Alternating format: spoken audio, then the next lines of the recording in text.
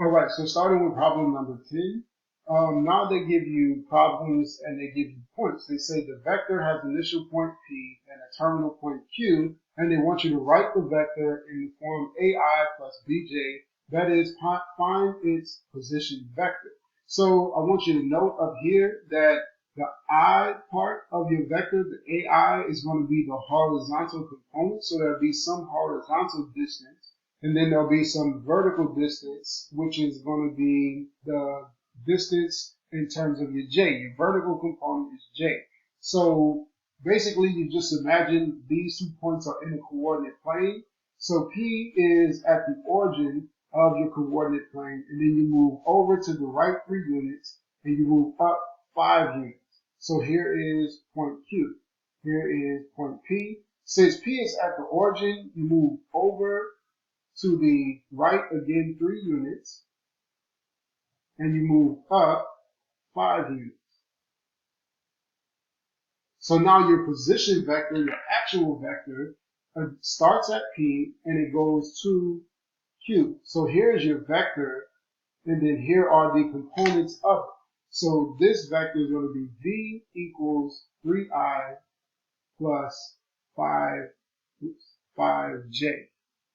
Because it moves horizontal 3 units and it's positive 3 because you're going to the right, and it's positive 5 because you're going up vertically 5 units. Now, number 11, you have your point P is at 8 and 1, and your point Q is at 1 and 2. And again, if it helps you to kind of visualize everything, you can draw a full coordinate plane. I'll do that in this example, but moving forward, I'll probably just show you the points and just give a visual estimate. So here is both of our points are going to be in the first quadrant. So that's what we need to have emphasized in our picture. So now point Q is here at 1 and 2. So you go over 1 unit and you go up 2 units. So here's Q. And then P is over to the right 8 units and it's up 1 unit.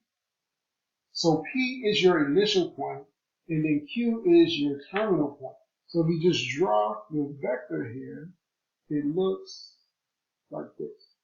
Starting at P, and then going over to Q. So now we want to know A and B for our components. So in order to get here, it looks like it goes back to the left 7 units, and then it goes up 1 unit. To get from this point, this initial point P at 8 and 1, to get to this point Q at 1 and 2, you go to the left 7 units and you go up 1 unit. So this one, V, would be negative 7I plus J, because it's just going up 1 unit, so it's 1J. Number 12 says the vector V as the initial point P, and here's Q. This time one of them is negative, so P is in the third quadrant.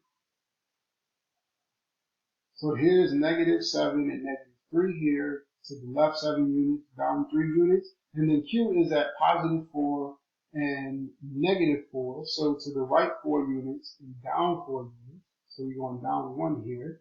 So to get from negative 7 and negative 3 to Q, you go here. Here's your vector, the red line, and then this will be your components going to the right and then going down. So it looks like you go to the right to get from negative 7 to positive 4. This is 11 units. And then you move down 1 unit. So now our vector V is going to equal 11I minus J. It's going down 1 unit this time. So it's minus 1J for your vertical component.